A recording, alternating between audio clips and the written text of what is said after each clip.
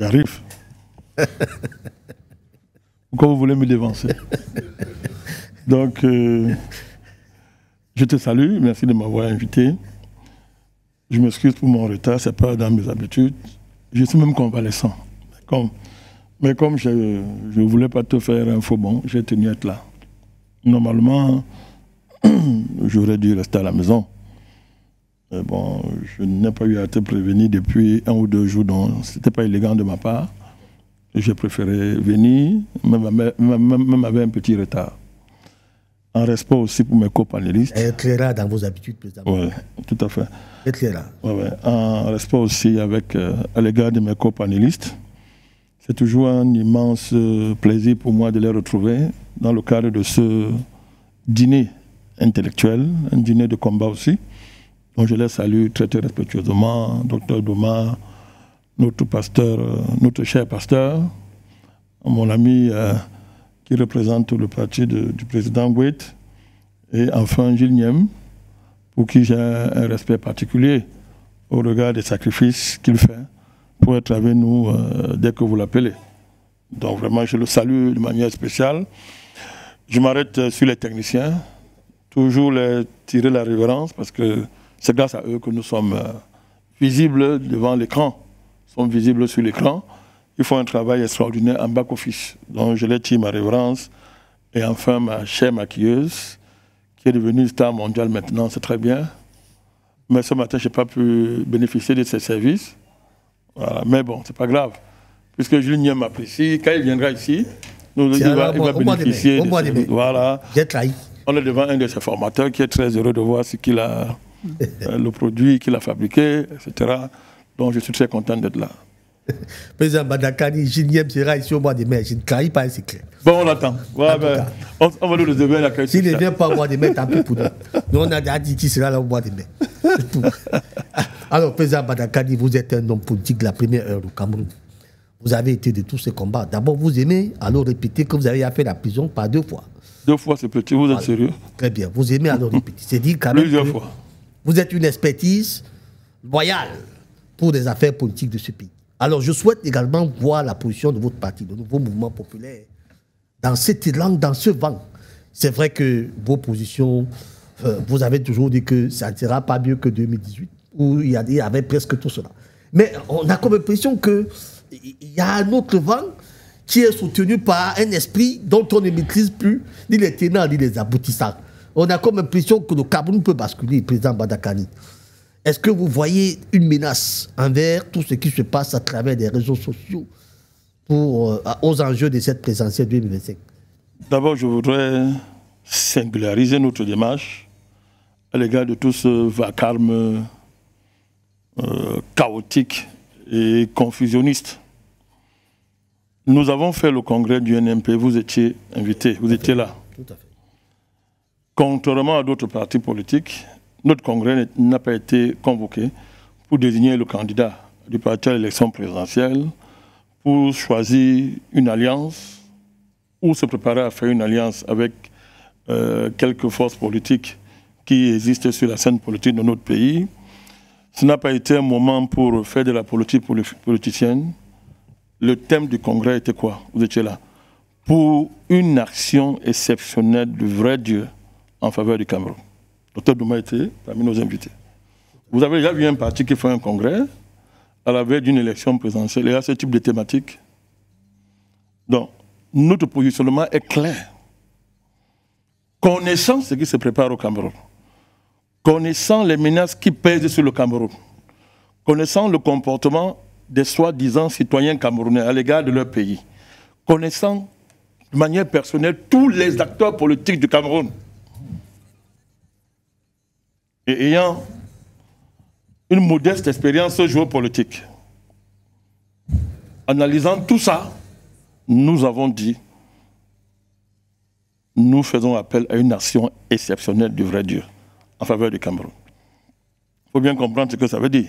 Si, d'abord, ce n'est pas à la portée de tout le monde, hein, je l'assume, je le sais, mais c'était un congrès en mondovision, c'était direct en mondovision. Direct en mondovision. Et vous avez vu ce qui s'est passé durant ce congrès, le puissant mouvement de l'esprit je ne parle pas d'un esprit religieux. C'était en direct. Le monde entier regardait, qui s'est manifesté durant son congrès. Je dis ça pourquoi? Ce qui se passe au Cameroun n'est pas nouveau. Depuis 1990, le Cameroun est sur une trajectoire qui vise à le détruire, à le balkaniser. Et il fait face. Cette trajectoire a atteint sa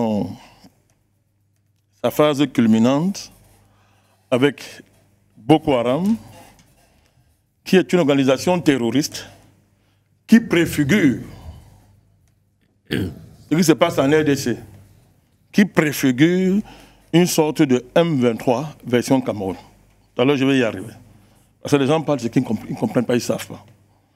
Après, il y a eu ce qu'on a appelé les anglophones. On n'a pas pu opposer les ethnies, mais on a fabriqué deux grandes ethnies principales au Cameroun, les francophones et les anglophones, déclencher la crise. Nous avons suffisamment expliqué ce qui était en jeu là-bas et tout ce qui était derrière. Les faits, une fois de plus, nous ont donné raison. Ces crises-là, pour une part, la crise dite anglophone, elle est quasi gelée.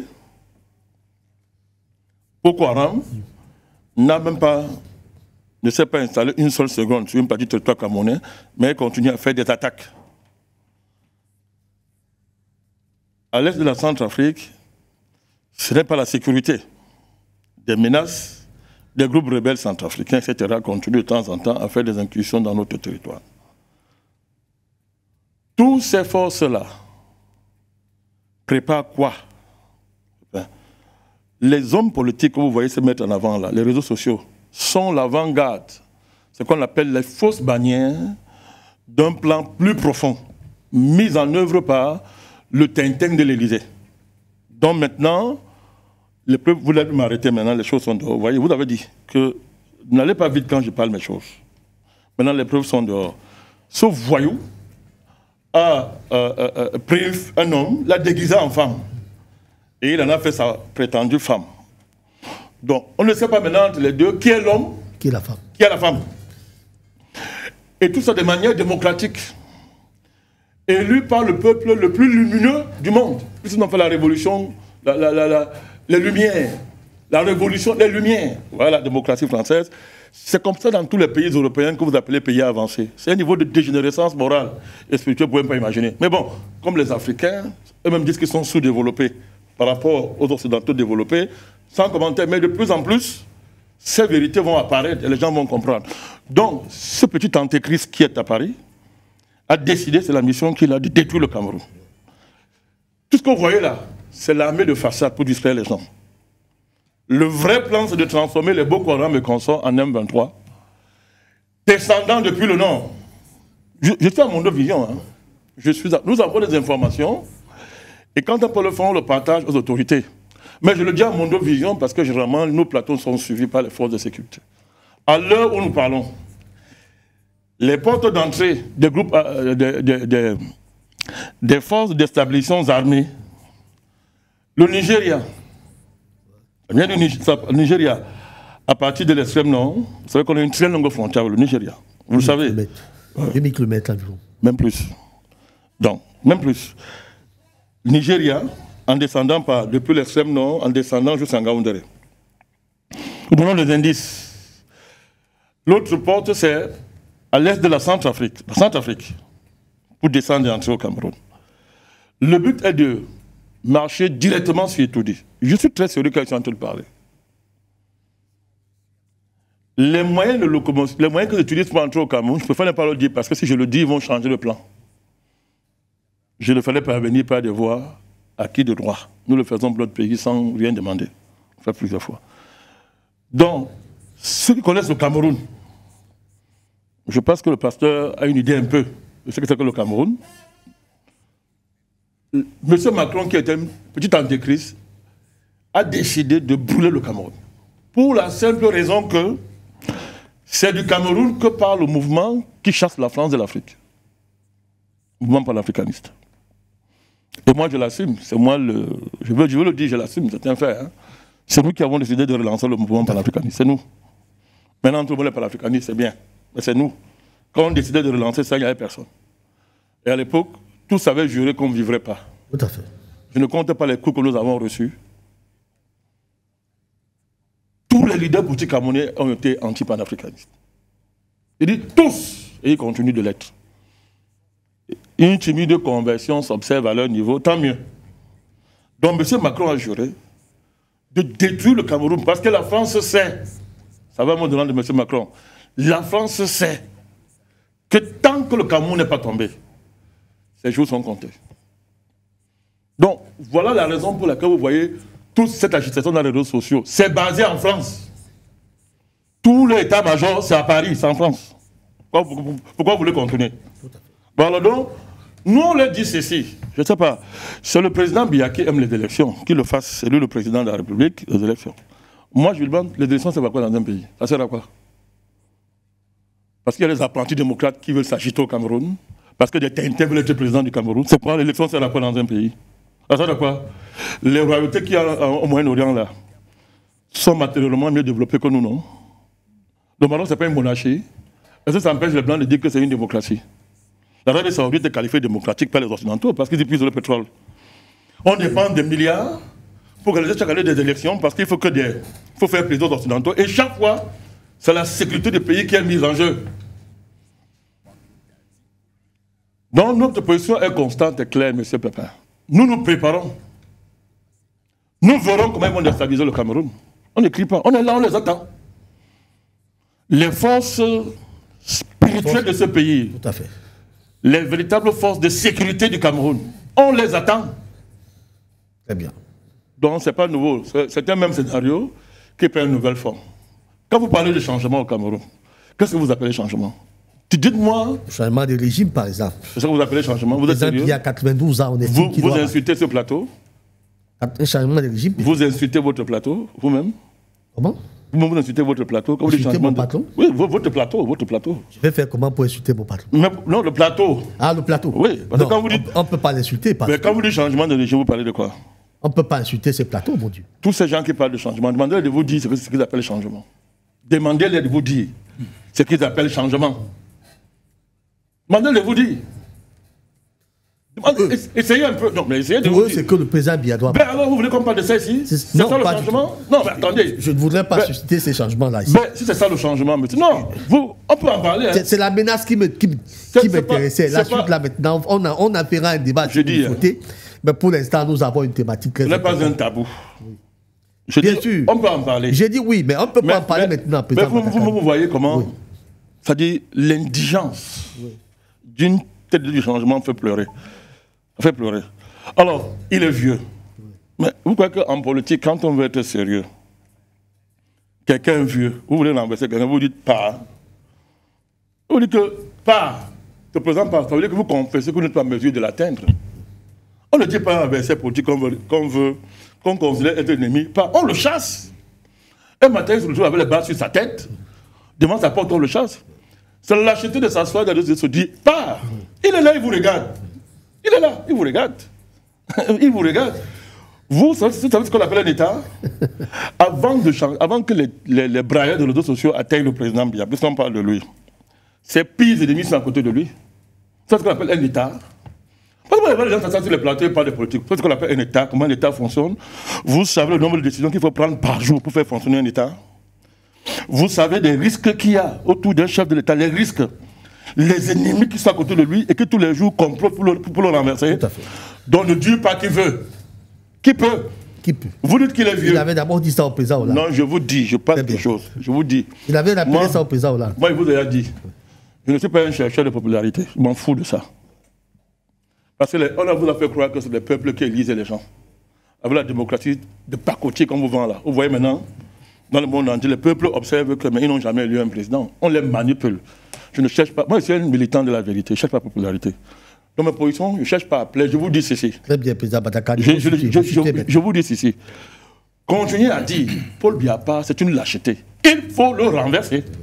C'est-à-dire aller au palais, le retirer. Peut-être que la dynamique de renversement est en train de se mettre en place. Non, je vous dis qu'autour de lui-même, les pires ennemis du président sont ses barons, ce sont ses propres collaborateurs, ses ministres. Il les tient comment? Puisqu'il est vieux. Il les tient comment? Il les tient comment? Posez-vous la question. That is the question. Mais donc, le débat, c'est-à-dire, ça c'est un petit débat. Très bien. Le vrai débat, c'est que les gens vous disent ce qu'ils mettent dans le changement. Si le changement, c'est enlever Paul Biya, le remplacer, ceux qui croient à de telles balivernes sont libres de croire. Si le changement, c'est de transformer le pays, de le libérer, observez cette scène politique et comptez-moi ceux qui sont en mesure de porter un tel projet. Très bien, président Badakari. Merci beaucoup pour cette première intervention. En tout cas, nous entrons directement au sujet qui nous intéresse ce matin. Et si le plan de balkanisation du Congo par les Tutsis rwandais était en marche, c'est d'ailleurs un point d'interrogation. Mais avant d'entrer, je vous suggère de suivre avec beaucoup d'attention. Ça sera en guise d'introduction d'ailleurs de ce sujet. Cette expertise du professeur Pumbe qui pense véritablement, lors d'un entretien avec une chaîne de télévision, pense véritablement qu'il y a un plan de balkanisation du Congo par les Tutsis rwandais et qui serait en marche depuis très longtemps. On va suivre ça avec... Et on revient juste derrière.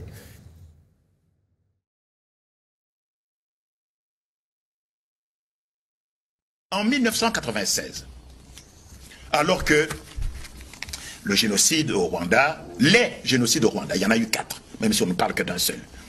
Les génocides au Rwanda sont en train de mobiliser l'opinion publique.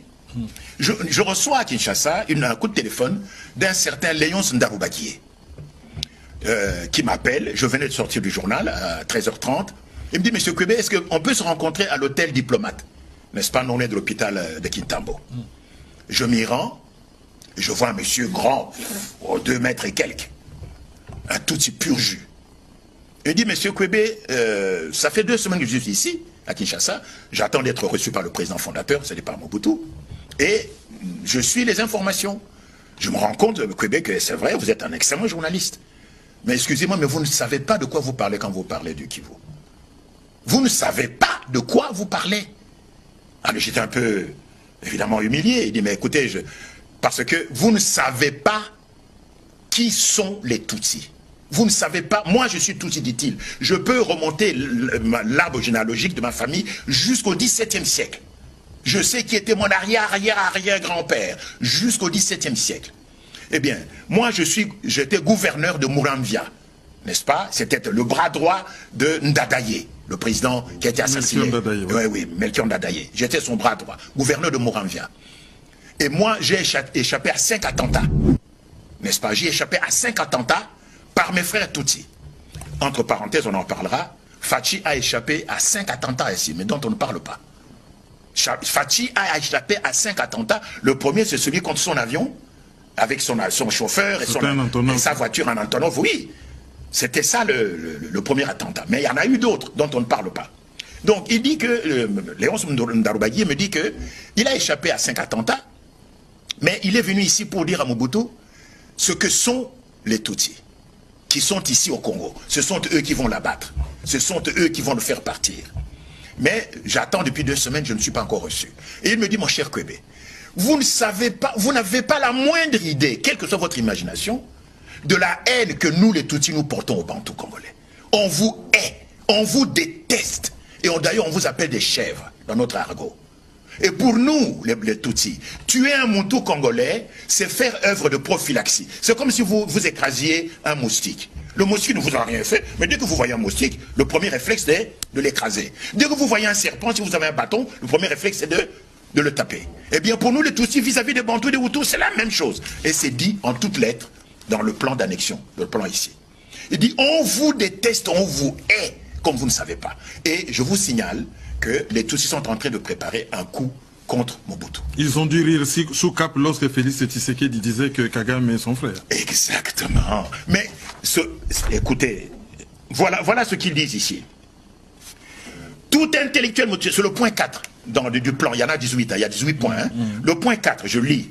Tout intellectuel Mututsi est tenu de se faire un ami dans tous les services de la République démocratique du Congo pour lui permettre de s'initier à la machinerie administrative de ce service en vue de se préparer au remplacement éventuel à la responsabilité de ce service. C'est le point 4 du plan.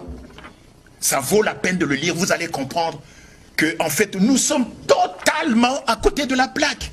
Nous n'avons pas la moindre idée du péril majeur qui plane au-dessus de nos têtes, de l'épée de Damoclès qui est suspendue au-dessus de nous depuis le 6 août 1962. Et nous, qu'est-ce qu'on fait? On a gagné ces élections. D'abord en 2006, en 2011, en 2018. Et il y a 24 candidats, ou 26, je ne sais plus, qui n'ont jamais lu ceci.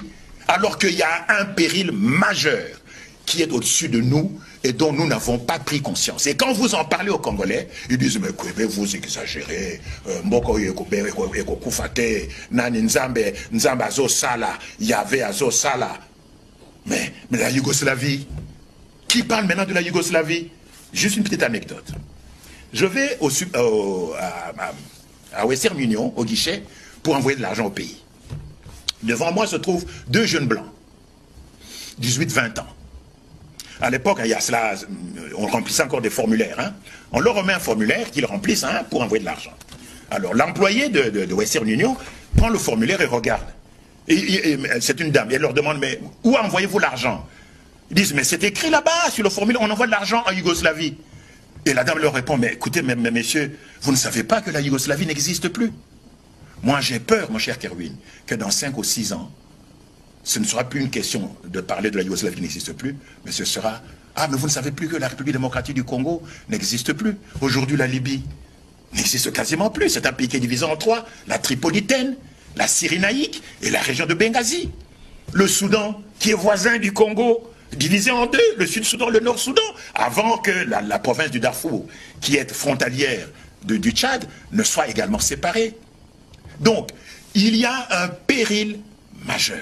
Le plan de balkanisation du Congo, mon cher Kerwin, existe depuis 1972.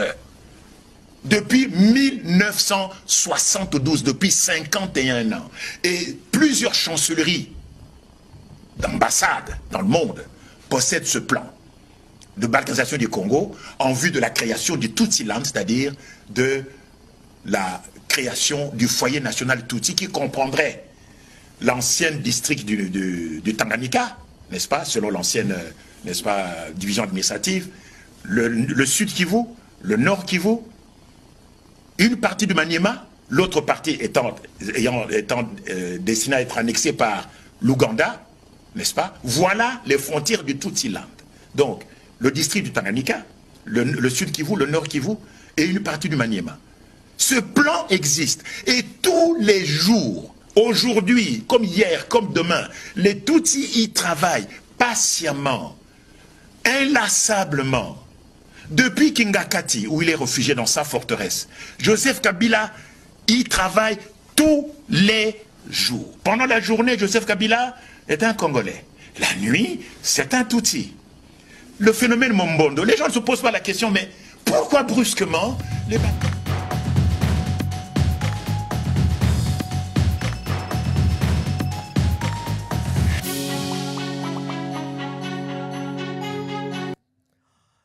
Retour donc sur ce plateau, effectivement, vous avez suivi le professeur Pombe qui répondait en fait, dans un entretien que lui accordait un de nos confrères.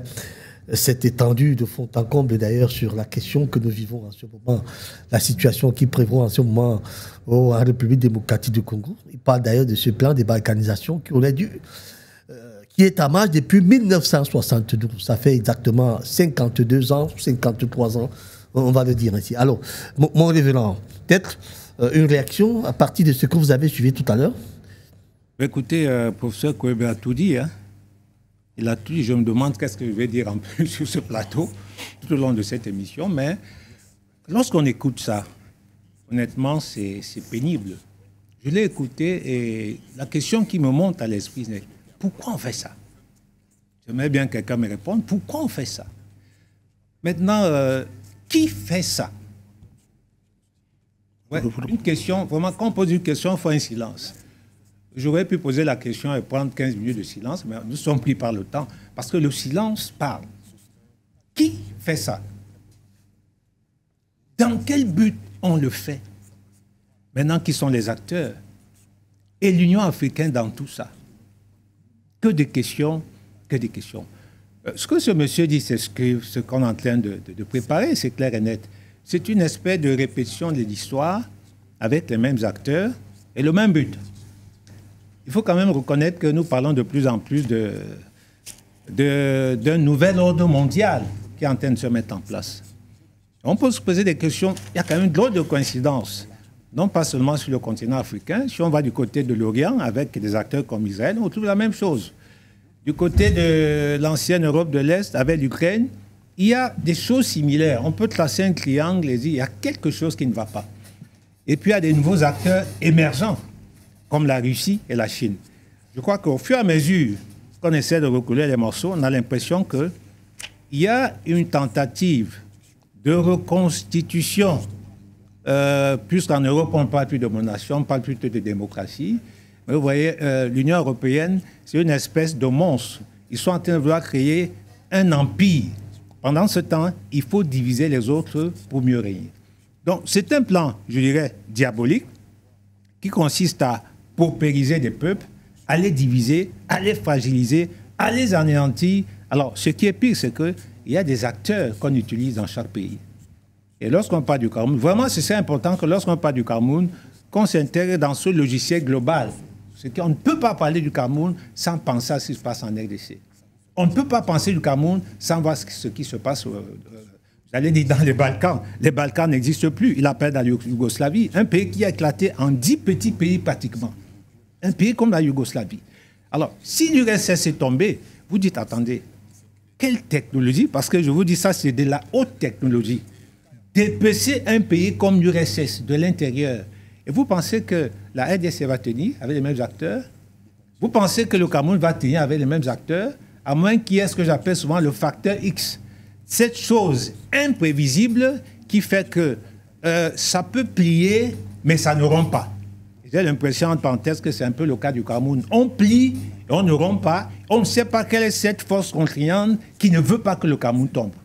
Donc, vraiment, nous sommes dans une discussion, je dirais, une pensée globale qui doit faire que l'intérêt supérieur de chaque nation doit prévaloir. Nous parlons d'alternance au Cameroun, mais dans quel sens? Avec quels acteurs? Il y a des gens ici qui espèrent avoir l'alternance avec des acteurs étrangers. À un moment, on parle de souveraineté des nations, on parle des droits des peuples à déterminer leur propre avenir. On se rend compte que malheureusement, excusez-moi le terme, lorsqu'on parle des Africains, moi j'ai envie de dire qu'il y a plusieurs Afriques, par exemple Bandakani. Les panafricanistes. J'ai l'impression qu'il y a plusieurs panafricanistes, il y a plusieurs Afriques. Encore faut-il dire, peut-être que ceux qu'on appelle africains ne le sont pas finalement. J'ai l'impression qu'ils ne le sont pas. Donc, que dire face à ce que dit le professeur Kwebe? Parfois, je me suis dit, attendez, est-ce que j'aille, je peux m'inviter en RDC pour dire quoi? En quoi je peux être utile pour ce pays, la RDC? Et je me suis dit, ben, c'est pour ça qu'il y a une prolifération de mouvements religieux. Je l'ai entendu dire quelque chose en lingala, je n'ai pas bien compris, mais j'ai l'impression qu'il faisait mention à Dieu. Lorsqu'on dit aux gens, écoutez, ça ne va pas, qu'est-ce qui se passe? Les gens disent, non, Dieu pourvoira. Dieu va descendre pour nous. Dieu va changer tout. Mais nous voyons que la machine inébranlable avance. Elle avance de manière méthodique. Lorsqu'on parle des Tutsis, c'est un petit peuple de rien du tout. Vous dites, attendez, vous avez l'impression qu'ils sont 50 millions. Ils sont à peine... s'il faut compter les Tutsis dans le Rwanda, je ne sais pas s'ils font la moitié de la population, j'en sais rien. Non, ils sont moins de... Ils sont même pas... C'est les Hutus qui sont 85% de la population. Oui, donc c'est un petit pays. Vous dites, attendez, ces gens-là, je ne méprise pas la capacité des Tutsis à élaborer des stratégies, mais je mets au défi quiconque de démontrer que Kagame peut faire ça tout seul. Ce n'est pas possible. Non. Il y a une machine derrière militaire, il y a une machine en termes de stratégie, il y a une machine en termes d'organisation internationale qui viennent à la rescousse, qui divise l'Afrique, qui saucissonne l'Afrique en une multitude d'organisations africaines, panafricaines, régionales, ainsi de suite. Si vous voyez les organisations africaines, du nord au sud, tout à l'heure on parlait du franc CFA. Vous avez le même franc CFA en Afrique de l'Ouest, c'est la CEDEAO, en Afrique de l'Ouest, c'est la BCEAO, en Afrique centrale, ce n'est pas le même franc CFA. Qui balkanise cela, c'est un but. Vous avez la SADC, vous avez l'Union monétaire africaine, vous avez qu'est-ce que vous n'avez pas? Mais au milieu de tout ça, nous avons l'impression qu'il y a quelque chose qui est en train de se passer. Je ne peux ne pas convoquer l'AS ici. qui a compris que si on ne fait pas alliance, on ne tiendra pas. On ne peut pas tenir si on est seul. On ne peut pas. Malheureusement, le Congo est seul. Le Congo est tout seul. Et nous avons un chef d'État qui n'a rien compris. Et je suis convaincu que même Tshisekedi est dans le coup. J'en suis convaincu. J'ai entendu dire que Kagame est son frère. Je suis convaincu que M. Tshisekedi est dans le coup. Je ne peux pas comprendre qu'un État comme celui-là, qui a eu des richesses incroyables, n'a pas été capable de mettre en place une armée. Et quand on vous donne même les chiffres de l'armée congolaise, peut-être je me trompe, on parle de quoi? 130 000 soldats, quelque chose comme ça. Vous imaginez, je pensais qu'ils étaient 500 000 soldats. On se dit, mais finalement, à quoi a servi cette armée? Une armée peut-être à mater les civils. À mater les civils. Où est l'armée congolaise? C'est une armée qui est capable de marcher en une semaine et de prendre Kigali. Alors moi, j'entends parler de paix, de paix, de paix, et le plus mendiant de la paix dans cette affaire, c'est malheureusement le président Tshisekedi. Vous n'avez pas besoin de mendier la paix, vous devez la prendre par tous les moyens. Il a dit il y a quelque temps qu'il est prêt à mourir pour la paix. Mais vous ne mourrez pas pour la paix, vous écrasez votre adversaire. C'est M. Kagame qui devait être en position de mendicité.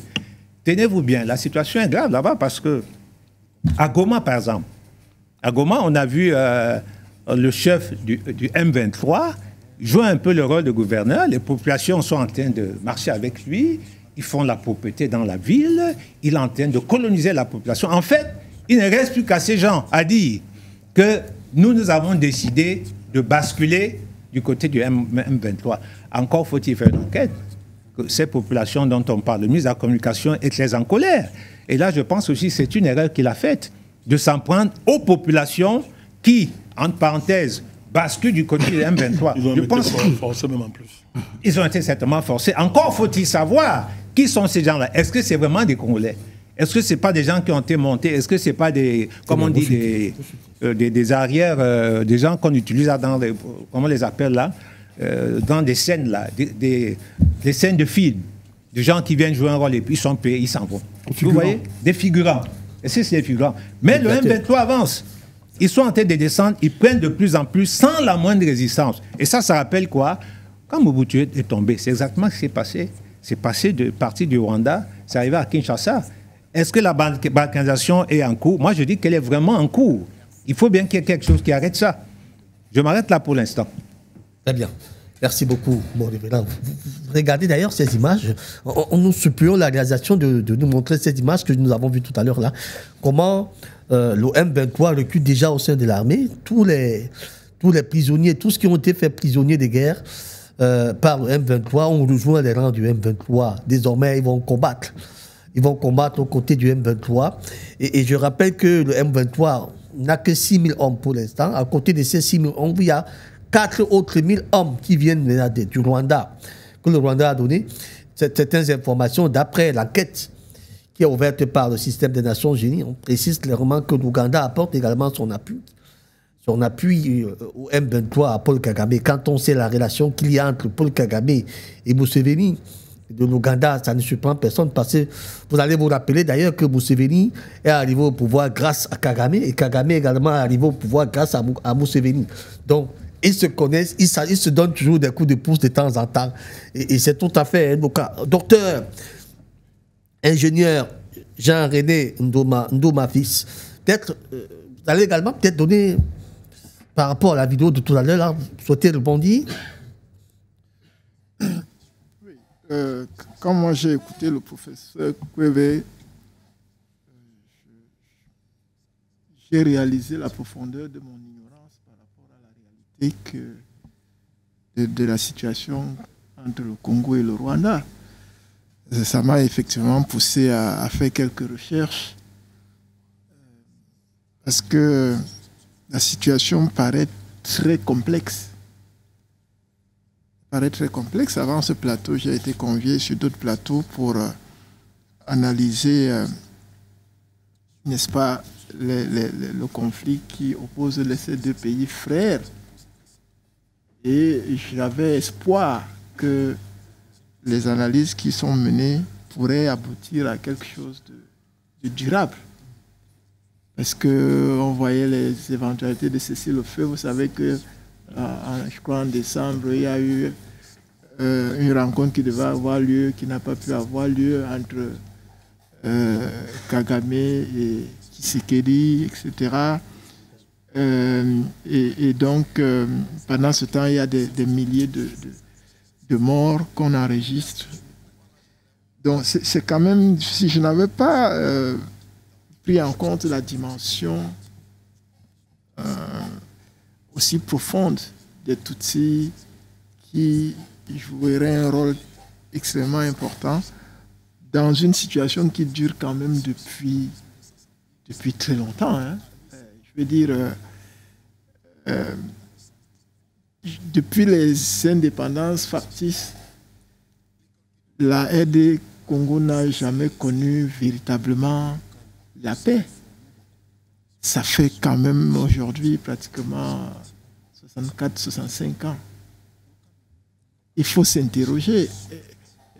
Est-ce que ce que le professeur Kwebe a révélé là en est véritablement la raison? Oui. Parce que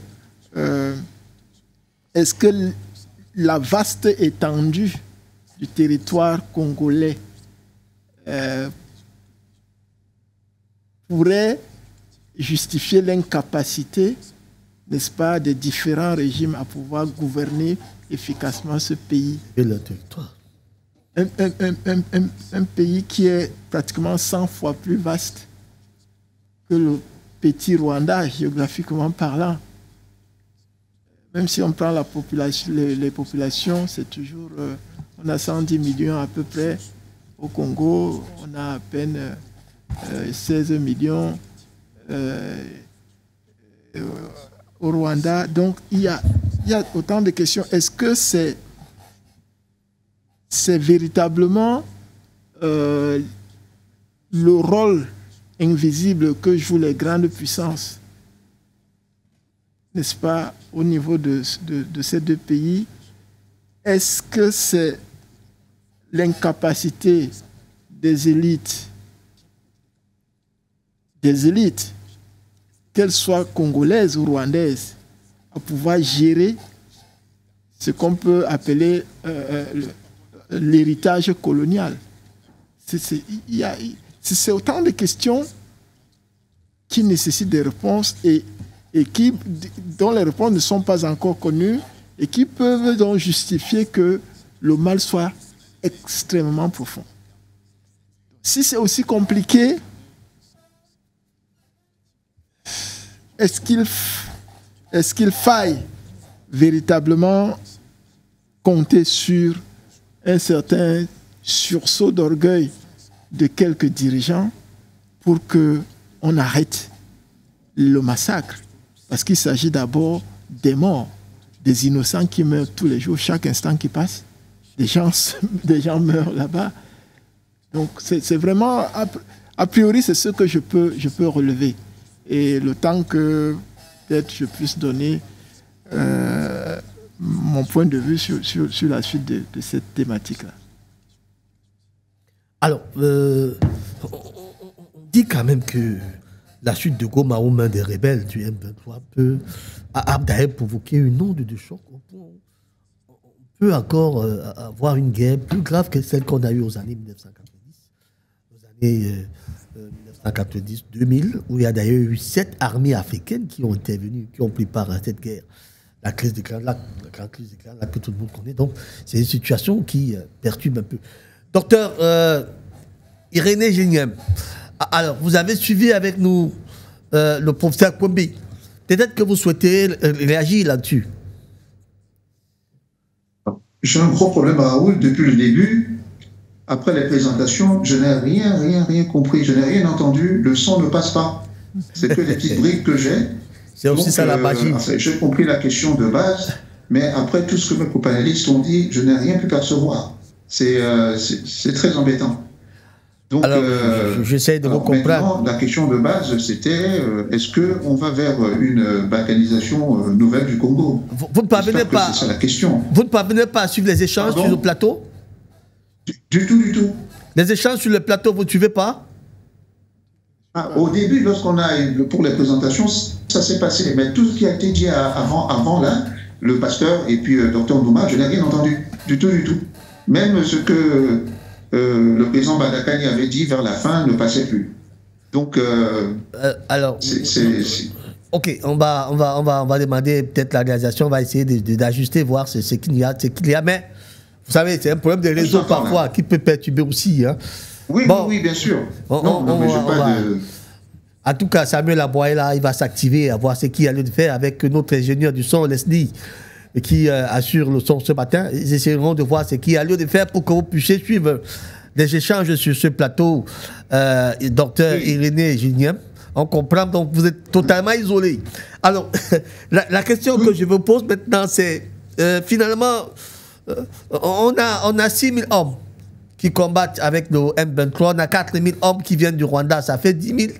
Vous avez ceux qui sont encore récupérés par l'armée, par le M23. C'est l'armée, ceux qui ont fui l'armée pour rejoindre les rangs du M23, on les compte aussi par centaines. Donc ils sont assez nombreux.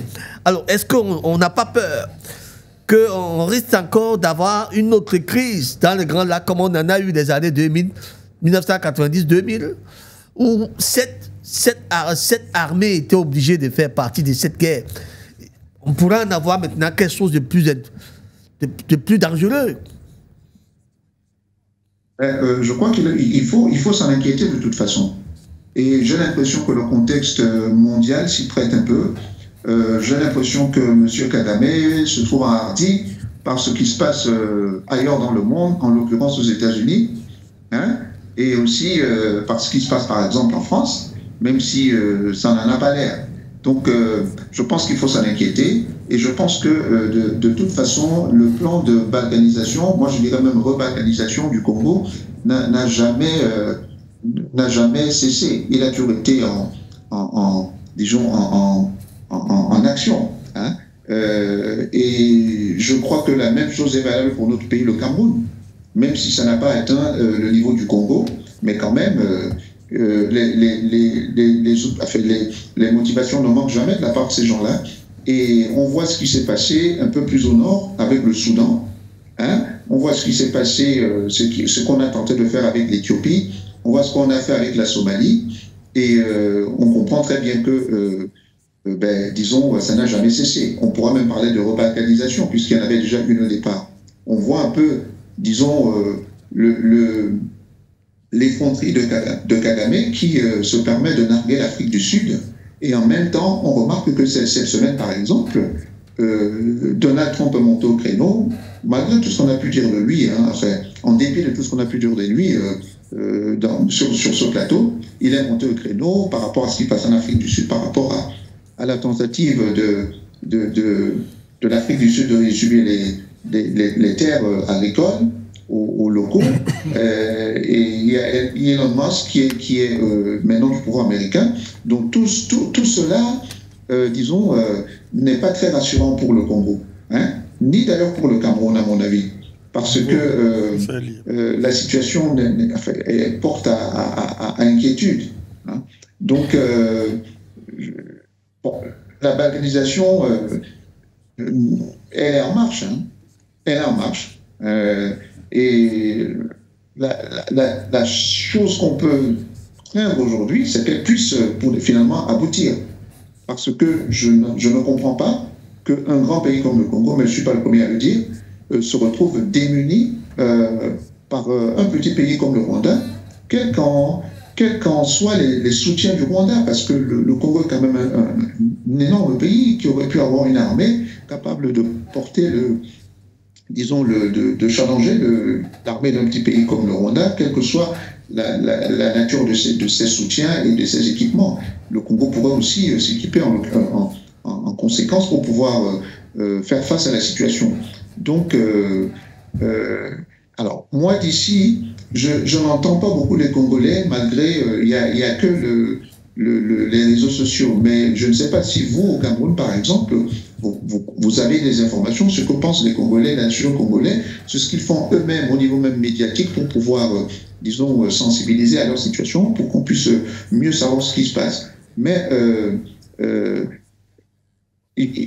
l'Europe aujourd'hui, l'Occident globalement est dans une situation économique qui n'est pas très réjouissante pour elles et pour eux. Donc, comme on sait, historiquement, d'habitude, lorsque ils ont besoin de renflouer leur caisse, on sait où ils vont trouver l'argent. Et c'est en Afrique en général, malgré tout ce qu'ils peuvent dire. Malgré tout ce qu'ils peuvent dire. Et maintenant, on sait que le Congo est bien loti, bien fourni en matière de certaines ressources dont ils ont besoin ces années. Donc, et la cupidité ne s'arrête jamais. Donc, il faut craindre. Moi, je suis inquiet. Et on est devant un phénomène qui a l'air de ne jamais trouver de solution, de ne jamais s'arrêter. Et même dans les intermèdes, on aurait pu espérer que le Congo, se prépare, se prémunisse pour pouvoir faire front. Alors, on se demande ce que fait le président congolais. Donc, mais la dernière fois, le président Balakani a très bien expliqué qui était Tshisekedi, donc je comprends mieux. Et vu la situation telle qu'elle se présente, par rapport à ce que j'ai entendu la semaine dernière au plateau, ce qu'on a dit, eh ben, j'ai du mal à voir d'où viendrait la solution. Maintenant, il était question de l'Ouganda et l'Ouganda aussi. Je n'ai pas bien entendu ce que mes companélistes ont dit sur l'Ouganda, pardon. Je suis très peu... Enfin, je n'ai pas suivi d'ici quel était le rôle de l'Ouganda. Je le connais un tout petit peu anciennement de ce qui s'est passé avant, mais ces derniers temps, je n'ai pas bien suivi ce que faisait l'Ouganda. Donc, voilà ce que je peux dire à ce point. Très bien. Le M23 a attaqué mercredi dernier la ville voisine du sud Kivu, du nord Kivu, qui est le sud Kivu. Donc, ils entendent amorcer la marche jusqu'à Kinshasa. Effectivement, c'est ce qu'ils disent. Lors de leur réunion, en fait, lors de leur premier meeting tenu hier d'ailleurs, dans un stade là-bas à Goma, ils ont clairement dit aux populations que leur intention c'était de libérer le Congo. Je ne sais pas libérer le Congo des mains de qui, je ne sais pas exactement, mais c'est ce qu'ils disent. Et on les laisse ce qu'ils disent. Très bien. Junior Abena, je vous écoute maintenant. Vous réagissez par rapport à la vidéo que vous avez suivie tout à l'heure. Oui, c'est clair. Vous savez, on a toujours, la dernière fois, nous avons évoqué l'aspect historique de cette balkanisation, de cette sécession même qui avait commencé depuis l'époque de Lumumba, avec le Katanga. Vous savez que le Katanga, c'était une sécession pratiquement des États-Unis et de la Belgique. Et ils avaient mis un gouvernement fantoche qui était géré par un certain Tchombe. Et c'est même là où on avait tué, décapité Lumumba et tout. Donc c'est pour revenir, pour dire que ces velléités-là existent depuis très longtemps. Et c'est bien parce que le professeur a présenté les faits et a donné la source. Parce qu'on ne comprenait pas où venait la source et ce qui instrumentalisait en réalité tout ça, qui était mis en musique, dont les Tutsis. Donc maintenant nous comprenons très bien le discours du président rwandais qui a dit dernièrement que lui, l'objectif c'est de prendre le Nord Kivu. Donc nous comprenons tout de suite qu'il a ces velléités-là depuis, et ça ne fait que se manifester par cette violence que nous voyons des combats et tout. Et puis, il faut dire qu'autour de tout ça, il y a l'accaparement des minéraux c'est le cœur. Le Rwanda en a besoin pour ses construire. Oui, le Rwanda n'a pas de minéraux, mais bizarrement, le Rwanda signe des accords avec l'Union européenne, avec toutes les grandes puissances pour fournir ces minéraux-là, le coltan, le cobalt, tout ça. Et on ne comprend pas comment un pays peut signer des accords de production ou bien de production des minéraux. Pourtant, il ne dispose pas des gisements. Ils sont obligés donc comme ça de prendre à côté, et par force. Bon, il est vrai que même dans le temps, parce qu'il faut rappeler aussi un fait historique, c'est que le régime de Kampala, le père, Kabila, je veux dire, le père Kabila est arrivé au pouvoir par le truchement des Tutsis. Ils l'ont soutenu. Ils l'ont soutenu pour chasser donc l'ancien président. Donc du coup, on comprend qu'il y avait en place un accord que Kabila père avait avec ces rebelles-là qui permettait qu'ils exploitent et qui avait un quota d'exploitation au niveau de ces gisements-là. Bon, maintenant, lorsque Félix Tshisekedi arrive, il remet ses accords en place. Mais là, moi, je ne comprends pas le rôle que joue l'Ouganda, les autorités de Kampala. Je ne comprends pas de Kampala parce qu'au départ, ils étaient avec Tshisekedi dans les accords de défense pour protéger, pour contrôler cette zone-là. Et même les mercenaires roumains qui étaient là pour ça. C'est-à-dire que je ne comprends pas cette défection-là. Il y a eu une défection dans tous les sens, à tout azimut. Une désertion même des militaires, parce qu'on a vu dans les vidéos tout à l'heure, les militaires qui vont se rallier au M23 directement, des prisonniers même de guerre qui sont... Donc, on ne comprend pas quel est le mécanisme qui amène un changement brutal des positions des uns et des autres. On vous dit que les mercenaires n'ont même pas tiré une balle. C'est-à-dire les mercenaires roumains n'ont même pas tiré une balle. Pourtant, ils sont payés à hauteur de plus on parle de plus de 8 millions d'euros, de dollars par mois. Mais on ne comprend pas comment ils ont pu laisser faire à ce point-là. Ce sont les mercenaires. Oui, bon, ça veut dire qu'on les a proposés peut-être mieux. Vous avez tout compris. Donc, il y a un ordre qui vient de plus loin et qui leur dit, monsieur, écoutez, retournez-vous. Et puis le mercenaire, lui, il est la sorte de... C'est l'argent qui parle. À partir du moment où on lui dit, monsieur, laissez tomber, et puis, à cette affaire, voilà ce qu'on vous propose. Voilà, ils ont... Donc, cette désertion-là nous pose un problème et nous montre que les enjeux ne sont même pas au niveau du Congo, les enjeux sont très loin. Donc la balkanisation, en fait, est actée depuis très longtemps. Mais c'est ce que nous voyons là, c'est la forme la plus visible et méprisante parce que nous voyons maintenant le peuple qui souffre. C'est-à-dire que du côté du Congo, les populations... On voit malgré qu'il y ait cessé des feux qui a été déclaré par le M23 pour permettre à ce qu'il y ait... qu'il y ait une assistance humanitaire qui puisse se faire parce qu'on dénombre plus de 2000 morts au niveau de Goma. 2900 morts, il y en a qui parlent de près de 3000 morts. Voilà, donc ça a toujours été comme ça, on donne des chiffres parfois erronés. Il y a une crise humanitaire et puis lorsqu'on prend les... Voilà, ça c'est le bilan officiel de l'ONU, qui nous parle de plus de 2000 morts déjà. Et puis, toutes les structures sociales de base sont complètement détruites, les écoles, les hôpitaux et tout. Il n'y a pas d'eau, d'électricité, il n'y a pas de téléphone. Ça pose un problème. Le pays, c'est-à-dire que cette zone-là, qui est une région qui est vraiment très importante au niveau du Congo. Et maintenant, on va voir, parce que là, il y a déjà avec le feu-là, nous avons vu des prêtres, le clergé qui est sorti, le clergé congolais qui est sorti. Ils ont dit, catholiques, les prêtres catholiques et même des protestants qui ont dit, bon voilà, ils peuvent apporter une intermédiation pour essayer de résolver ou bien apaiser, parce que Tshisekedi lui veut rien entendre, mais maintenant que le M23 veut prendre la direction de Kinshasa, il faut comprendre que les données vont changer considérablement. De toute façon, on verra la suite. La suite démontre que la situation est vraiment très précaire. À Goma, là-bas en République démocratique du Congo. Et vous parlez tout à l'heure de Kampala. Quand vous connaissez la relation qui dit Paul Kagame à Museveni, rien ne devrait vous surprendre parce que Museveni arrive au pouvoir en 1981 par le soutien de Paul Kagame. Et Paul Kagame lui dit que lorsque j'irai prendre également au Rwanda, tu viendras me soutenir. Et après le génocide de 1994, effectivement, Museveni est allé soutenir Paul Kagame pour prendre le pouvoir au Rwanda. Et depuis ce jour-là, les deux fonctionnent ensemble. Donc, rien ne devrait vous surprendre sur la relation qui existe entre ces deux-là. Ils se connaissent à ce temps. Président Badakani, vous avez la parole maintenant.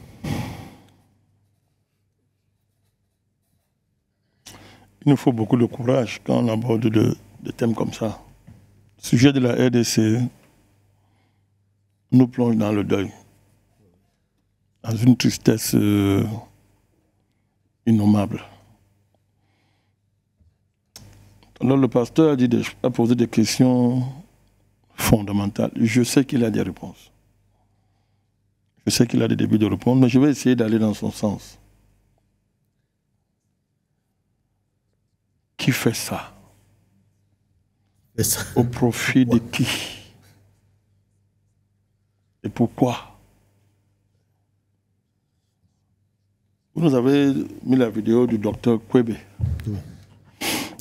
Il est très brillant, mais il fait une erreur. C'est par là que je vais commencer. Il fait une erreur parce qu'il donne l'impression que c'est une affaire entre les Africains. Ce qu'il a oublié de mentionner, c'est que les Tutsis sont un instrument aux mains de l'Occident. C'est ça qu'il est obligé de mentionner. Et quand vous faites ce genre d'analyse, vous oubliez cette dimension, vous passez à côté de l'affaire. Là, vous avez convoqué l'alliance Kagame-Museveni. Vous leur donnez trop d'honneur. C'est deux vauriens qui sont fabriqués par les États-Unis. Est-ce qu'on ne connaît pas ça? Quand la guerre froide finit, le rôle historique de Mobutu est terminé.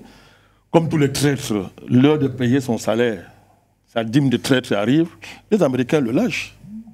Bill Richardson, qui est ambassadeur des États-Unis à Kinshasa, avec qui il mangeait tous les deux, lui dit que monsieur, si tu ne pars pas d'ici, on va traîner ton cadavre à Kinshasa. Il lui dit, c'est connu, c'est documenté ce que j'ai dit là. Hein. C'est documenté. Et vraiment, le naïf, pour ne pas l'insulter parce qu'il est déjà mort, le naïf, dit que donc maintenant il faut poignarder dans le dos. Donc il part dans le poignarder devant. C'est ça les Africains. Ouais, c'est même bête. C'est même bête. Et lui pensait qu'il était tellement important qu'on le poignardait dans le dos, on le poignardait devant. Les Américains avaient déjà réglé l'affaire depuis très longtemps, avaient fabriqué des deux bandits, Kagame et Museveni, dont la mission historique est de faire ce que vous voyez là, à savoir séparer l'Est de la RDC de la RDC. Voilà la mission historique de Paul Kagame et voilà tout le discours génocidaire des Tutsis. Voilà leur mission, ce peuple-là. Je reviendrai sur le cas particulier de ce peuple. Parce qu'il faut qu'entre nous, Africains, on se connaisse. Qu'on ait la connaissance des lois spirituelles, je dis bien lois spirituelles anthropologiques des différents peuples qui composent l'Afrique. Parce qu'on se baigne trop avec trop d'illusions. Tous les Africains, la pauvre, ne sont pas des Africains. Tous les peuples africains ne sont pas des Africains. Tout à fait. Tant qu'on ne comprendra pas ça, ça ne vaut pas la peine. Parce que l'enjeu, il est là. C'est de là où les Occidentaux brisent éternellement le frère qui va tuer le frère. Le frère qui sera le masque de l'Occident. Et le docteur Kwege est tombé dans le jeu. C'est-à-dire qu'il croit que ce sont les Tutsis. Tout ce qu'il a dit est vrai. Hein? Tout ce qu'il a dit est vrai. Vous ne comprenez pas Kagame. Vous n'avez pas lu ce projet. Alors j'y reviendrai de manière précise, en quelques mots. Mais, le projet Tutsi n'est que le vernis qui cache l'entrée en scène des États-Unis comme recolonisateur. Je dis bien recolonisateur de l'Afrique, lorsque le prêt de la fonction de gendarmerie qu'ils ont confié à la France et à l'Europe à l'égard de l'Afrique s'est achevé avec la guerre froide. Je vais vous donner l'élément factuel, vous pouvez aller vérifier. Il y a un haut responsable américain sous Bill Clinton, il s'appelle Ron Brown. Il est venu faire un discours ici à l'époque. Mais les Africains sont les Africains. Nous sommes forts pour s'entretuer entre nous, on est très forts. Mais il ne suffira pas d'expliquer tous les jours que c'est la conséquence de... Il faut à un moment donné qu'on arrête ça. Les Africains sont très forts pour s'entretuer entre eux. Regardez un Africain, quand il y a un blanc à côté, il avait son frère blanc. Regardez le comportement. C'est-à-dire, quand il faut tuer son frère africain, c'est un génie. Mais dès qu'il regarde le blanc, il commence à faire... C'est-à-dire, ça va pas la peine de qualifier ce qu'il devient. On ne va pas passer le temps à expliquer ça simplement comme étant les séquelles ça doit s'arrêter. Sinon, il faudra désespérer de l'homme africain. Je suis désolé de le dire, c'est moi qui le dis. Il faudra désespérer. C'est ça qui est en jeu là-bas en RDC. Mon cher pépin. Ron Brown a dit ceci. Il dit que pendant très longtemps, jusqu'à ce moment, les matières premières de l'Afrique étaient dans les mains de l'Europe, des Européens et de la France. C'est terminé. Les Américains vont s'approvisionner maintenant directement. Tapez Ron Brown sous Clinton, vous allez voir ce qu'ils sont en train de vous dire. Mais ça, son discours a résonné dans la tête de l'intellectuel africain comme voulant signifier quoi pour ce continent. Avec le doctorat qu'ils ont tous là, agrégé la délégation qu'ils sont tous là. Ça a résonné quoi dans leur tête à l'époque? Vous savez, au Cameroun, on ne peut pas dire deux mots si vous n'êtes pas agrégé à la délégation dans ce pays, le Cameroun. Claude Douma m'excuse. Fabien Ndongo est le prototype du ministre qui célèbre le diplôme. Il est lui-même le diplôme fait cher. Et on voit ce que ça produit en 22 ans à l'enseignement supérieur. Après le symbole de notre université. Fabien Ndongo.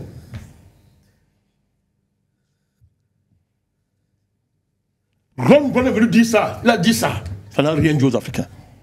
Ça n'a rien dit à vos églises. Parasenko qui prend là maintenant qu'il faut faire la paix.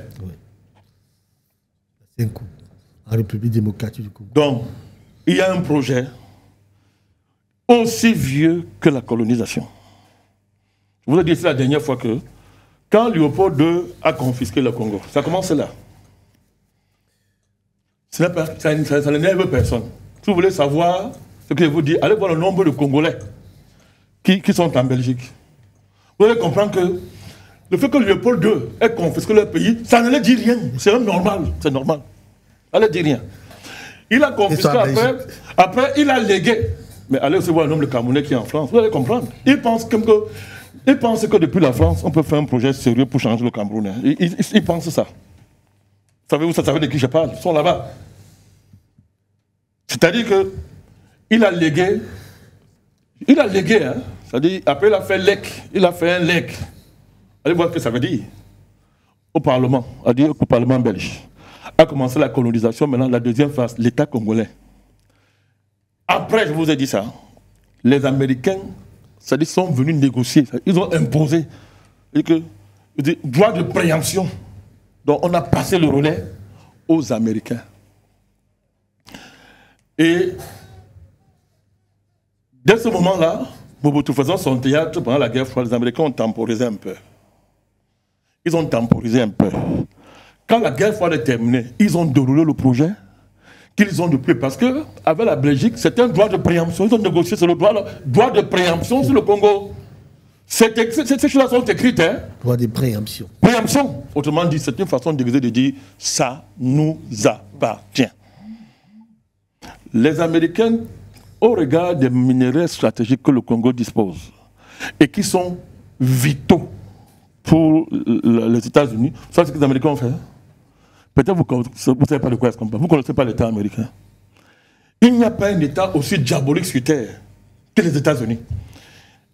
Ils ont décrété que, bon, ok, les minéraux là relèvent de la sécurité nationale des États-Unis. Chaque fois que les États-Unis décident qu'un problème qui est hors des États-Unis relève de la sécurité américaine, vos frontières disparaissent, votre souveraineté disparaît.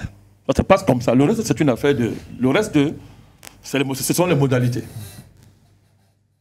Donc, à partir du moment où les Américains ont largué les bombes à Nagasaki et Hiroshima, à partir de l'uranium qu'ils ont obtenu au Congo, ils ont décidé que les matières premières de la RDC leur appartiennent. Le pacte qui a été signé entre Kagame, Museveni, Kabila père pour renverser Mobutu, c'était quoi? Vous avez oublié? On a transféré toutes les matières premières. Kabila a signé, Kabila père a signé. C'était la condition pour démarrer. Il s'est révolté après, Kabila père. Il s'est révolté après, on l'a assassiné. Assassiné. La mission de Kagame et le peuple Tutsi, qui sont des Juifs. Les Tutsis sont des Juifs hébreux. Ils considèrent qu'ils sont supérieurs à d'autres. Ils sont supérieurs. Donc, la même mythologie scatologique qui permet à Netanyahou de massacrer les gens dans le monde entier, c'est la même chose que Kagame partage. Non, pas imposé. Il partage ça. Soit de là, Kagame, le peuple Tutsi fonctionne comme ça. Ils sont dans cette logique-là. Ils ont une alliance eschatologique, je ne dis pas historique, hein, eschatologique avec les sionistes. Parce que tous les juifs ne sont pas les sionistes. Avec les sionistes. Vous savez ce que ça veut dire. Je suis en train de répondre à Douma qui a posé les questions. Ils ont une alliance. Et c'est fort. Tout l'appareil sioniste mondial est au service de Kagame. C'est ça sa puissance. Et quand on parle d'appareil sioniste, vous entendez quoi? Toute l'Union européenne, les Occidentaux, les Américains et l'État d'Israël. Pour les matières premières. Mais il n'y a même plus que ça derrière. Il faut bien comprendre ce qui se passe. Voilà pourquoi ce petit criminel est si arrogant. Vous connaissez l'histoire du génocide rwandais? Toutes les enquêtes internationales, je dis bien toutes, les documents de l'ONU démontrent que le génocide en chef s'appelle Paul Kagame. C'est connu. Pourquoi il est intouchable? Tout à fait. Paul Kagame. Je vous dis bien, toutes les enquêtes internationales. Moi, je les ai, hein, je l'ai lu. Je l'ai lu. Et les livres sont écrits là-dessus. Il a fait tuer tous ses proches qui ont voulu dire la vérité à des juges. que ce soit les juges français, en Espagne, partout. L'ONU a tout ça, c'est documenté. Moi, je pose une question. Qui le protège? Jusqu'au point où il oblige la France à faire une fausse repentance pour se réconcilier avec lui, afin de rentrer dans le jeu qu'ils avaient perdu en soutenant Mobutu. Alors, Macron a été obligé de vendre son pays pour faire plaisir aux criminels du Rwanda. Il faut que les Africains comprennent à quoi ils ont affaire. Quand j'ai fini de dire ça, ce n'est pas un combat des Congolais. Voilà encore la deuxième grande erreur qu'ont fait nous les Africains. L'incapacité à être réellement solidaire quand un de nos frères est en train de tomber. En oubliant que qui va tomber. Comme ça s'est passé pendant l'esclavage et la colonisation, quand il tombera, c'est nous qui serons les suivants. Ce n'est pas une affaire des Congolais. C'est toute l'Afrique qui est attaquée. Nous savons, nous, petits stratèges de notre niveau, nous savons qu'après la LSC, c'est le Cameroun qui va suivre. Nous connaissons tous les plans. Il ne faut pas raisonner en disant que non, c'est le Congo. Non, non, non, non, non, non, non, non, non, non. Quand j'ai commencé le combat panafricaniste, il y a les archives. J'ai dit que l'ONU a entériné un plan de rebalkaniser toute l'Afrique, de faire passer le nombre d'États africains, je crois que c'est 50 combien même, 54 55 55, de faire passer le nombre d'États africains à près d'une centaine. Monsieur, ce plan existe, il est écrit. L'ONU a parrainé ça. Ça a été fait sur Kofi Annan, que vous avez tant célébré. Kofi Annan. Ce plan existe. Nous, on a commencé à parler de ça depuis. Mais ceux qui font ça, qui s'amusent, ils vont pas s'arrêter. Donc ce n'est pas une affaire du Congo. C'est une affaire des Africains. Voilà pourquoi j'ai salué pour une fois Ramaphosa. Et nous avons demandé qu'il a commencé une affaire, l'Angola, je crois que c'est la Tanzanie ou le Malawi, le Burundi. Les pays africains doivent envoyer les troupes en RDC. C'est une guerre mondiale en Afrique. Il faudra l'amener. Quand on fera notre part, Dieu fera blanc le reste. Il faudra l'amener. Tous les Africains, l'État africain, digne de ce nom, doivent envoyer les troupes en RDC. Voilà pourquoi nous saluons la mobilisation du peuple congolais. Le pasteur a raison. Laissez Tshisekedi. Si vous voulez voir Tshisekedi, nous allons commencer à maudire la RDC. Laissez ce type-là. Regardons comment les Congolais se mobilisent. Ils sont en train de se faire enrôler par dizaines de milliers pour se battre pour leur pays. Ça, c'est au moins le bon côté de ce qui est en train de se passer. Enfin, on aura une armée dans ce pays. Mais en attendant, il faut que les États africains envoient les troupes en RDC. Le but, c'est d'entrer au Rwanda et attraper ce criminel, ce génocide, cet assassin que le père Kagame, ennemi de tout un continent. Tout à fait. C'est de cela qu'il s'agit. Ce n'est pas d'autre chose. Ce n'est que ça qui va faire reculer Israël, l'Union européenne et les Occidentaux. Trump, c'est plus subtil. Trump a d'autres problèmes. Trump n'est pas prêt à envoyer les troupes américaines en RDC. Et c'est ça. Moi, je sais de quoi je parle. Si les Congolais se mobilisent et que l'Afrique montre que nous avons compris, en envoyant les troupes en RDC, vous verrez les Occidentaux reculer immédiatement. Immédiatement. Alors pourquoi c'est fait? Je vais chuter par là, mon cher pasteur. Chuter par là, président. Pourquoi c'est fait? Qui fait ça? Les Africains ont un problème. L'être humain est naïf.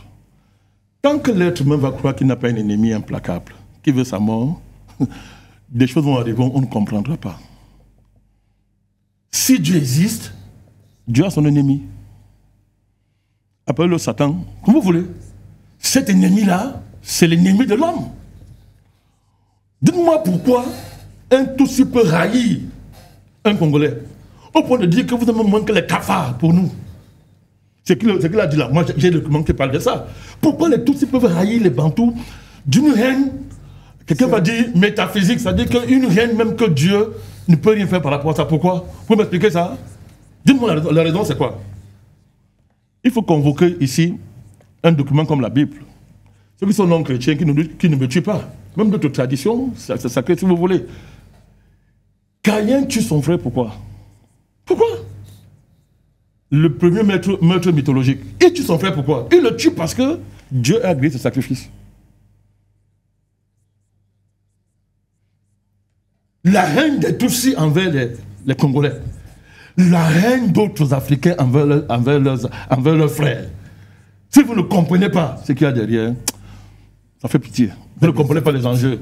Et c'est pour ça qu'ils sont très prompts à s'allier avec le blanc. C'est-à-dire l'Africain qui va s'allier avec le prédateur blanc. Tous les blancs ne sont pas des prédateurs. Ça il ne faut pas qu'on exagère. Mais je dis bien le prédateur blanc, les États blancs, le prédateur blanc. Tout à fait. L'Occident, qui est la constellation qui manifeste physiquement, c'est-à-dire la nature du Satan. Je dis l'Occident, je n'ai pas dit un peuple, hein. Je dis l'Occident, dominé actuellement par la race blanche, mais vous y trouvez les Kagame, tous ces gens-là. Donc, ce n'est pas une affaire de race. Donc, si nous n'expliquons pas ce problème, Pépin, on ne peut pas affronter ce problème. Voilà pourquoi nous, chaque fois que nous parlons, nous convoquons Dieu. Et moi, je dis à mon deux vision, aux terroristes du Rwanda là, et ses alliés, ok, nous voyons ce lépreux là qu'on appelle Corneille Nangaa s'agiter en Goma. Il danse, non? Kabila a fait ça, Kabila Père a fait ça. Il a oublié. Kabila Père ne s'est-il pas allié avec les Rwandais pour le pouvoir, et quand il s'est retourné, on lui a fait quoi? Donc, ce petit lépreux de Corneille Nangaa, qui parce qu'il veut, ça parle de minerais, parce que je connais son histoire. Pourquoi il est entré au maquis, comme il dit là? Parce qu'il veut sa part de champ de mine. On ne lui a pas donné. Qui est en train de s'agiter, nous savons comment ça va finir. Donc, d'ailleurs, qu'il y a un mandat d'arrêt international contre lui. Si, ils l'ont lancé. Mais vous savez que c'était l'ancien président de la CENI. Tout à fait. Le démocrate africain, là, ouais, le démocrate. Oui, c'était l'ancien président de la CENI. Il vous dit aujourd'hui que j'ai fabriqué un monstre, il veut le détruire. Donc, il dit qu'il a menti aux Congolais. Et maintenant, il veut détruire, soi-disant, le monde. Mais ils ont un problème, c'est vrai. Il voulait sa part de mine, de champs miniers. Parce qu'au Congo, c'est ça. Tous les politiciens congolais, leur problème, c'est ma part de champs miniers. Pour m'enrichir, aller en Belgique, voire dans le monde entier. C'est ça le problème de machin nigérien. Donc, le M23 peut danser. Israël, là, pour qui les Africains prient dans leurs églises tous les jours. Voilà donc la réponse de Dieu aux Africains. Israël, là, continuez à prier pour Israël. Continuez à prier. C'est partout en Afrique. Continuez à prier pour Israël. Israël, ces gens-là, dansez. Mais moi, je leur donne un conseil. Rassurez-vous que Dieu est d'accord avec vous. Très bien. Nous savons qu'il n'est pas d'accord avec vous. La RDC ne tombera pas. Très bien. Et ce n'est qu'une étape de combat. La RDC ne tombera pas et l'Afrique viendra au bout de cette horde de criminels et de reptiliens. Très bien, président Badakadi. Merci beaucoup. Alors, notre ingénieur du son, vous allez ouvrir donc d'ailleurs le standard. Tout à l'heure, nous avons environ près de 20 minutes pour partir d'ici. On va prendre quelques appels. Si on en aura effectivement, ça sera au 6 94 45 60 38, 6 94 45 60 38 sur le code d'accès. Il sera d'ailleurs affiché sur le petit écran tout à l'heure pour vous permettre de réagir en direct sur cet écran. Effectivement, vous avez appelé Paul Kagame le génocidaire, je me rappelle, et je donne des informations. Le génocide du 6 avril 1994. L'homicide qui a touché l'avion qui conduisait à son bord le président Ntarimana, effectivement, était un missile de fabrication russe qui était acheté par l'Ouganda, qui avait rétrocédé cela à Kagame. L'info est Donc, connue. c'était le missile de fabrication russe que détenait l'Ouganda, qui avait donc rétrocédé cela à Kagame pour lui dire il faut tuer ces messieurs. Et le missile est parti à 5 km. Là où de l'aéroport, là où le président Dalimana... Ils ont bloqué l'aéroport. Il y avait 2 pistes, ils ont fermé l'autre piste. C'était bien organisé. Voilà comment il a été abattu. Et à l'intérieur de cet avion se trouvait également le président burundais. Mais le Burundi n'a jamais réclamé ce président, je sais pas. Non, le Burundi, vous connaissez le président burundais actuel, il est en guerre contre le Kagame. Hein. Il dit qu'il va entrer en guerre contre le Kagame. Donc ce n'est pas une affaire... c'est pas un jeu. Alors, est-ce qu'on a déjà le premier appelant, Leslie? On peut déjà avoir les premiers appelants là sur... Ok, pas encore. Bon, revenons. On est en train de sortir sur la question, sur cette question.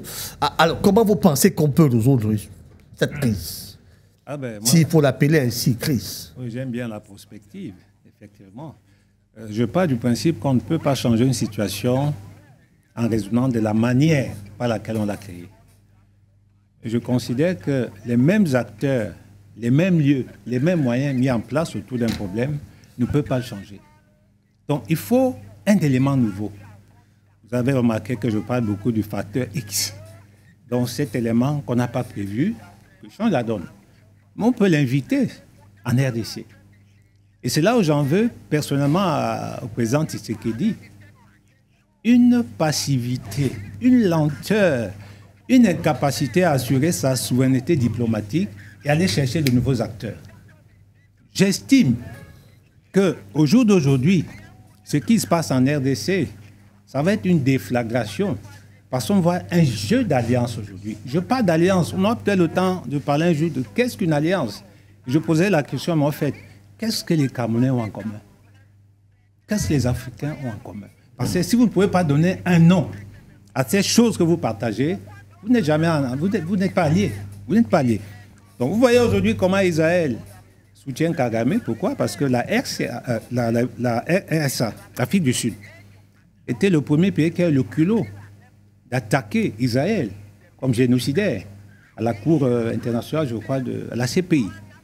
Et ça, vous savez qu'Israël, c'est un État extrêmement rancunier. Donc, quand vous touchez à Israël, comme on dit, l'ennemi de mon ennemi est mon ami.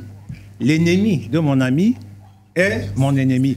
Vous voyez comment Israël va soutenir la RDC parce que la RCA, pourquoi elle parle de la RCA? La RSA, l'Afrique du Sud, est allée du côté de la RDC. Et maintenant, vous allez voir que le Burundi s'est prononcé, lui aussi va préserver ses frontières, l'Ouganda, ça s'élargit. Qu'est-ce qui va se passer aujourd'hui? Où sont donc les nouveaux acteurs? C'est ça. Monsieur Tshisekedi, je veux dire en face, Monsieur Tshisekedi, il y a un nouvel acteur, je ne vous donne pas le nom, mais il y a un nouvel acteur qui se lève aujourd'hui pour changer la donne sur le monde du nouvel ordre mondial. Mais M. Tshisekedi est d'une passivité. Il a voté contre les Russes. Voilà. Il a voté contre les Russes. Il est hésitant. Il espère en ces États-Unis. Il dira plus tard qu'on lui a donné un coup de poing dans le dos. Donc il faut un nouvel acteur. Pour moi, c'est la seule façon d'agir. Sauf que le temps aussi joue contre la RDC. Et vous savez, la Russie, peut-être je peux me tromper, mais je pense que la Russie est souvent lente à réagir.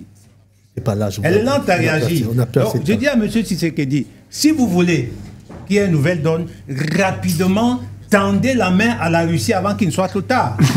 Je m'arrête là. Tendez la main à la Russie. Laissez les Chinois. Les Chinois peuvent faire le commerce. Hein? Ils peuvent se cacher derrière la Russie pour faire du business pendant que les Russes meurent. Même les Chinois, il n'y a pas de problème. Il s'est brouillé avec les Chinois. Vous voyez, M. Tshisekedi, tendez la main à la Russie. Cassez vos alliances avec, je ne sais pas, les États-Unis et tous les autres. Tendez la main à la Russie. Aussi simple que ça. Très bien, aussi simple que et ça. très vite. Docteur Jean-René Doubafis, qu'est-ce qu'on peut faire pour résoudre cette crise-là? Ce que le révérend vient de dire, je l'ai dit sur un autre plateau. Parce que quand vous avez suivi la brillante et profonde analyse du président Badakani, vous sentez que c'est compliqué. En face, ça veut dire qu'en face, vous avez une hyperpuissance, c'est les États-Unis et ses alliés. Et il faut créer un contre-pouvoir, un rapport de force. Ça ne peut être créé qu'avec d'autres hyperpuissances comme la Russie, la Chine sur le plan diplomatique, et l'Iran, la Corée du Nord, pourquoi pas? Il faut créer ce rapport de force pour essayer de provoquer la négociation. Il faut créer des conditions de négociation pour cesser le feu et qu'on voit dans quelle mesure peut avoir une solution durable. C'est tout ce qu'on peut dire. En tout cas, c'est tout ce que moi je peux dire. Hein. Parce que tout ce qu'on dit là, machin, tout ça, on voit bien que ça ne peut pas... Alors, on prend cet appel. Prenons cet appel. Monsieur, bonjour. Monsieur, bonjour. Allô? Oui, bonjour, monsieur. Ok, vous nous appelez d'où? J'appelle de monsieur Pamel. D'accord, on vous écoute. Allez-y. Donc, magistrat Bandakani, donc, moi, je me dis que M. Bandakani fait tous les missions parce que quand il fait une intervention particulière, et ça nous joue, on comprend l'enjeu qui est MBT. Il a tout là. Je respecte M. Bandakani.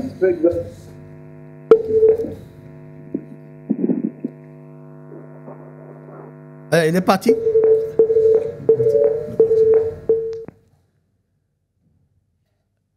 Allez, docteur. Vous avez chuté? Oui, j'ai chuté. D'accord. Junior, oui.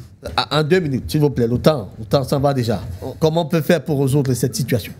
Oui, pour sortir, je pense que face à cette prédation internationale, sécessionniste qui a été initiée depuis très longtemps, c'est-à-dire que ces velléités sécessionnistes pour balkaniser carrément le Congo, Je pense qu'on a des voies de sortie. C'est-à-dire que la RDC doit diversifier ses partenariats militaires. On apprécie déjà l'arrivée de l'Afrique du Sud, qui a envoyé déjà des éléments sur le terrain. On voit également l'Union africaine, malgré que, bon, elle est influodée également.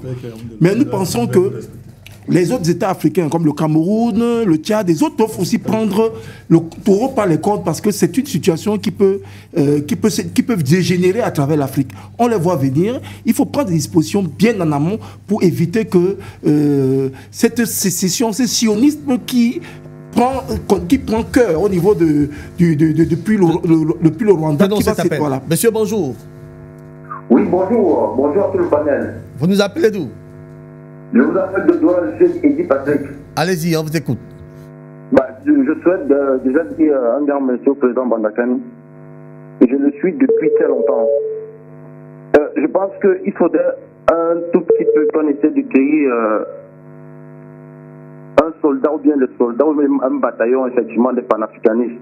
Et il sera effectivement la tête comme il le fait depuis très longtemps.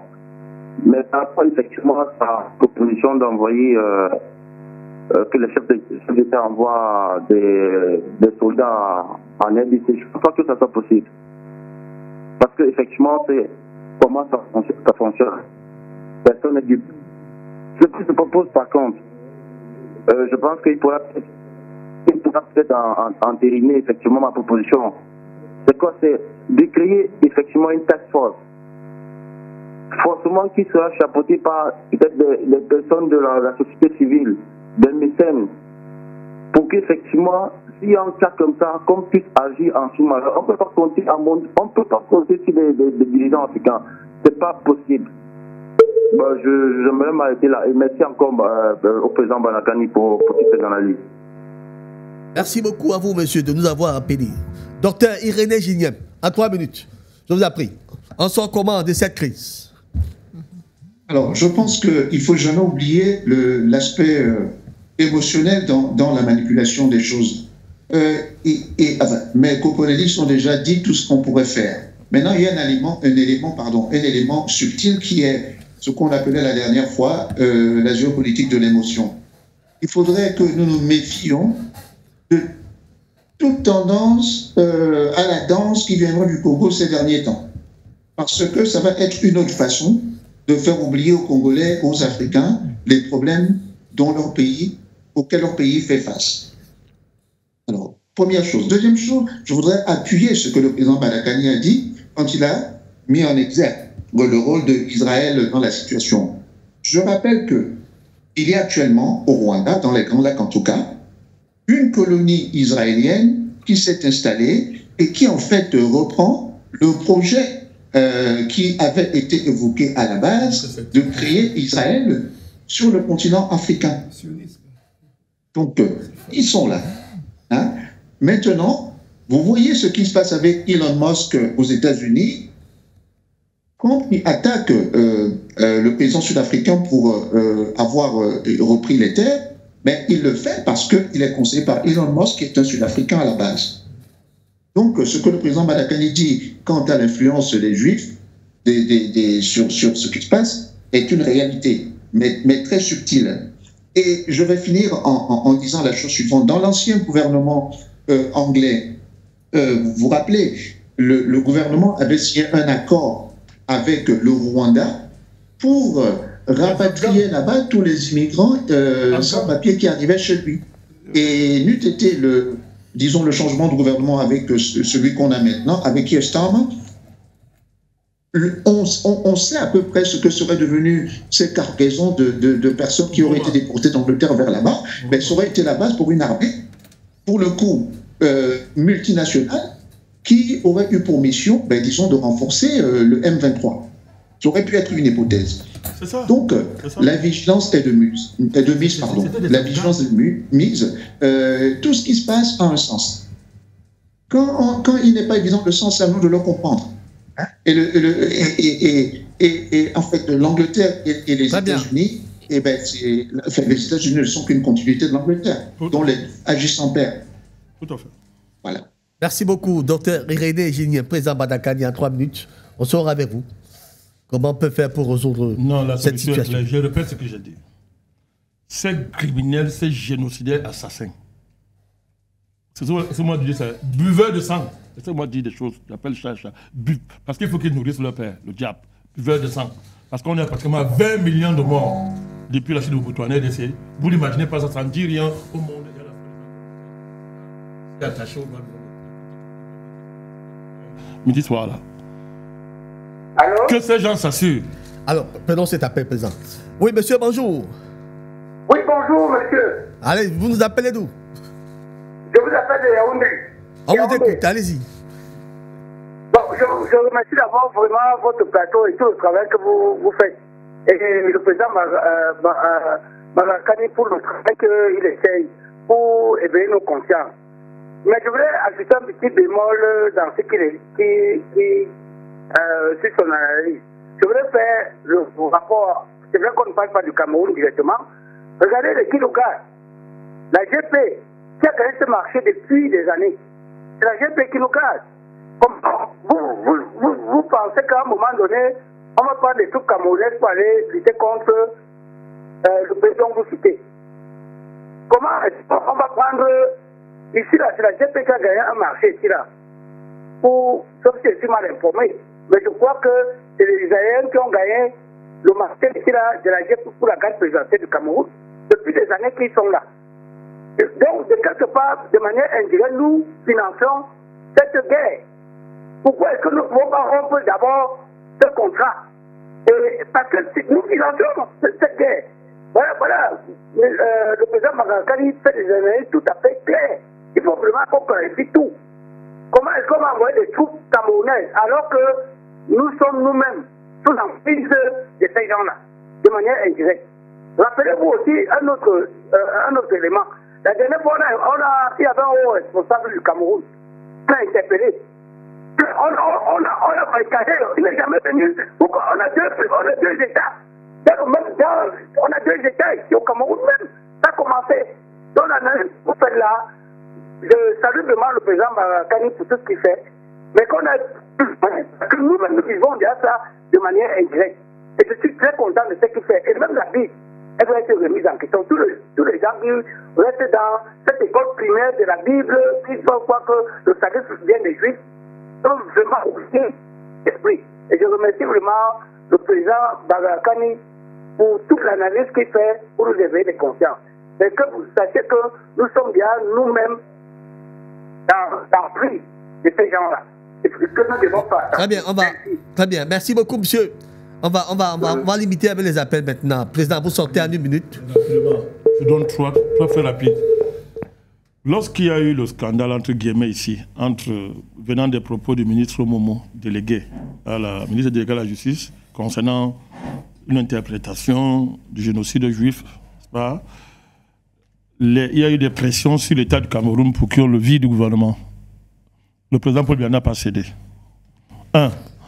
Sur le conflit en Ukraine, quelle était la position de l'État d'Israël? L'État d'Israël était pour l'Ukraine. Quelle était la position du Cameroun? Pour la Russie. Lorsqu'il y a eu l'attaque du Hamas, allez lire le communiqué de l'État, la réaction du président Paul Biya par rapport à l'attaque du Hamas. Donc c'est pour rassurer le monsieur que ne donne pas trop d'importance à la présence d'Israël au Cameroun. Il s'occupe des communications. Mais le BI s'est autonomisé il y a très très longtemps de la présence israélienne. Donc je termine en disant ceci. Les en terminer rapidement. Même si Israël gardait le président, ça fait quoi? Nous demandons au Cameroun d'envoyer les troupes là-bas. Ouais. Alors, on va les chasser ici. Comme on en a en République centrafricaine. On va les chasser ici. Israël, c'est quoi? On va les chasser ici. Donc c'est pas. Même s'il gardait le président, nous allons continuer à maintenir notre position. Voilà. Donc, j'étais en train de dire que ces criminels s'assurent qu'ils ont Dieu avec eux. Moi, je sais qu'ils n'ont pas Dieu avec eux.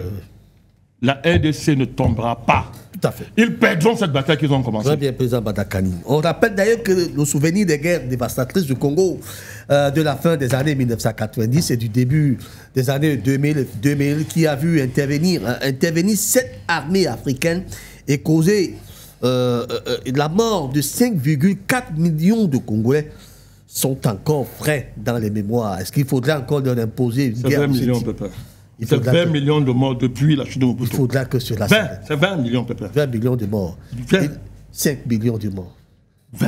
C'est trop. Ça ne dit rien. C'est trop. Et qui est derrière tout ça? Il faudra que ça s'arrête. Ce sont les pays des droits de l'homme. Président Badakani, il faudra que ça s'arrête, que ces pays des droits de l'homme nous laissent tranquilles. Merci beaucoup d'avoir été là tous pour cette émission. Et si le plan de balkanisation du Congo par les Tutsis rwandais était en marche, c'est la thématique qui nous a rassemblés ce matin. Docteur ingénieur Jean-René Doumafis, universitaire, expert financier, économiste, consultant, écrivain, auteur de l'ouvrage Destruction monétaire au Centrafrique. Bandakani, homme politique, président du nouveau mouvement populaire panafricaniste dans l'âme, il faut le dire, procureur des journées africaines du panafricanisme. Junior Rabena, homme politique, coordonnateur régional du MPCC pour la région du littoral. Patrice Metoté, homme de Dieu, société civile, prospectiviste. Il faut dire qu'il est pasteur et bien sûr depuis la Guadeloupe. Notre cher ami, docteur Irénée Giniem, universitaire, auteur, membre de l'association guadeloupéenne Racine pour le lien du continent et ses diasporas panafricanistes lui aussi. Merci à Ayoub David et toute l'équipe technique autour de lui pour nous mettre en musique ce matin. Madame, monsieur, retrouvez ce programme à rediffusion samedi à 22h. Je serai là probablement vendredi prochain s'il plaît à Dieu. Et pourquoi pas. D'ici là, portez-vous bien et à très bientôt.